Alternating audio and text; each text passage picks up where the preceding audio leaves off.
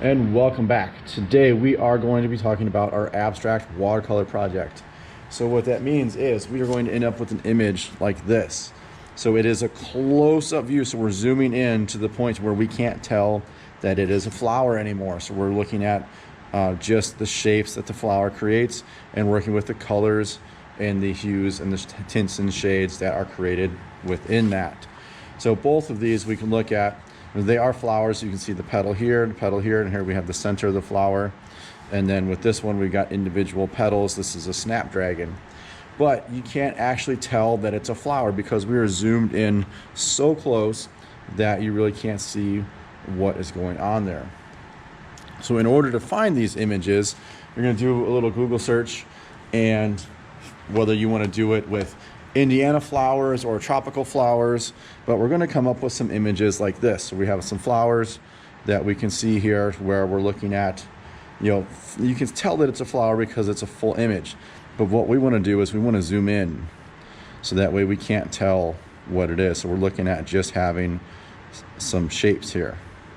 Okay, so find a flower that you think is interesting, or that where you can move it around and you can see how it kind of fits on the page. So we're looking at trying to create an interesting composition, because if we have an interesting composition, then no matter what it is, it's going to look nice. So with this, we got some negative space back here that we could work with. We could zoom in and have the open space there, something like this. So ultimately, we are working with a 10 by 10 square. So we're working with something that needs to be square. So I chose this one here. So I looked at the whole thing, see how it wanted to work out, and I cropped it to look like that. So we might be able to tell that they're flower petals, maybe they're scales, but this is kind of the way that we're looking at it. So we've got kind of a variety of tints and shades here. We have some that are very light, we have some that are very dark, and they kind of almost create a line here of different objects. So that's the one that I'm going to be working from for this particular project. So what I've done is I set my iPad aside, and we have our thumbnails here. So we always want to do 2 thumbnails, all right? So we can see I've got 2 squares here drawn out because that's what we're working with as far as the overall shape. So we want to practice it the way that it's going to look. So I'm going to look at this so I can see my drawing. I'm going to say, all right, so I've got kind of a triangle that's going to fit in here as the first petal and the second part, and we're just kind of quickly draw it out to see how that's going to work, how it's going to fit on the page, and see if that's going to work the way we want it to be. And if we don't like the way that this looks, we can always go back to the other picture and kind of add on to some other aspects of it.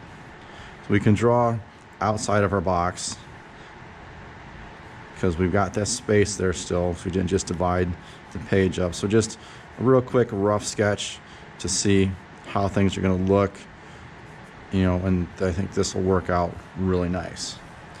So what we're going to do is we're going to take our watercolor paper. Now the watercolor paper that we're using is pretty heavy, okay, versus a regular piece of paper. We can physically see that there is a difference in the size. So it's got that kind of that thunderstorm sound to it when we shake it around. So it's pretty heavy. It's like 100-pound paper is what it's called. That's the thickness of it. Okay, and watercolor paper itself has a pretty different texture to it. So we can see, sort of, if we get the light just right, you can hear that there's a texture on the page. That texture is called tooth. Okay, so that's done with a cold press paper. So what I'm going to do is I'm going to take, and we want to do this very, very lightly when we draw out our image. Because if we draw it really heavy, then ultimately those pencil lines are going to show through. So we want to sketch it out very, very lightly on the page. So that way, when we go to put color down, it's not going to be a problem. So I'm going to start and just quickly kind of get stuff sketched out. Very, very light. You might not even be able to see it on the video as I'm drawing it so lightly, and just kind of get everything laid out where it needs to be. It doesn't need to be 100% precise because it is paint, so it's going to do a little bit of what it wants to do. But we're just going to work our way through and get this drawn out. Now ultimately, as we've gone through and we've already done our watercolor techniques on that little strip, so we're using the layering technique to build up all of those different values. So when we go back to our image here, we can see we've got a lot, the lighter areas is going to be really thinned down with the paint, so it's going to be more water than paint, and then we can build those layers up to create those different darknesses, especially when we get in here where we've got the dark area next to the light. We want that to be a nice crisp edge, so that way we can tell the difference. So when I go to paint this, I'm probably going to start with this big one here, and then while that's drying, hop over here to another area, or just let that dry completely and then go in next to it, because if I try to get that dark value next to it while it's still wet, that's going to run across that water barrier, and it's just going to, that line is going to disappear. So you kind of want to move around a little bit, so that way, if you've got real precise edges like this, because you don't want those things to bleed together, because then it's just going to look like one large color. All right, so we got this all drawn out, and some of my lines here are a little bit heavy, so we're going to lighten those up a little bit. Like I said, I'm going to start right here, so I'm going to erase this away even a little bit more to where you can barely see it. And even on, like I said, on the video, you're probably not going to be able to see it at all, but we can see that their lines on there are really, really, really light, and that's what we want. Okay? And you can kind of erase this as you go, but then you run the risk of getting the eraser shavings into the paint, and if you get it into the paint, it may stay there. Now if we go back to our example here, one of them, you can see that they went in with the brush and made all of these little marks. So they're creating a lot of texture through using brush marks like that. So if you have something like that on the one that you're working with, then that's kind of how you need to do it. They're not going to create themselves. You need to go in with the brush and make each individual small little mark like that. The stuff that's over here is more smooth and blended together, so that's fine. So this is a little more painstaking over here. You got to go in and make those extra marks.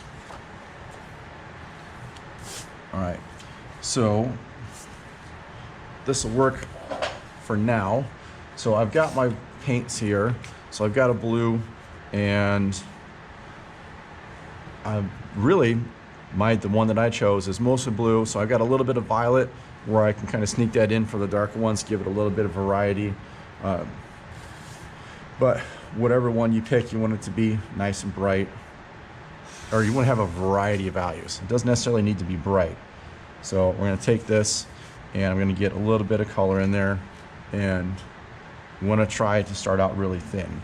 So if you need to, you can come up into the top of your paint tray here with some color and get that thinned out. So I'm not going to go through and paint the whole thing on this video. I'm going to attach a time lapse to it, but you can kind of see that right here. So where it's lighter. So I'm going to come in and start with this. Remember, you always want to use a brush that is appropriate for the size of the area that you're working with. So that's light enough. I can come in, and I am going to build some layers up. Remember, if you have the white of the page, or if you have white in your flower rather, then that's going to be the white of your page, so it needs to stay that way.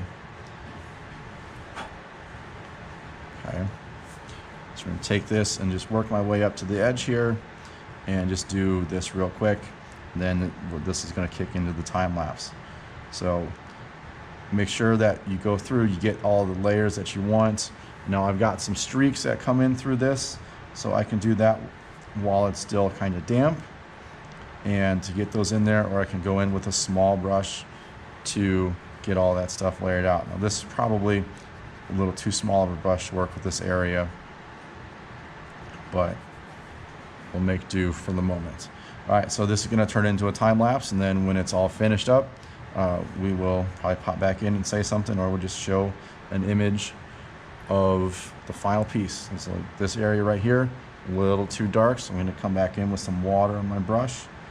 If it's still wet, you can always come in, you can lift that color up, or you can add some water to it. You can thin that out and get that to work to your advantage. All right, so good luck and happy painting.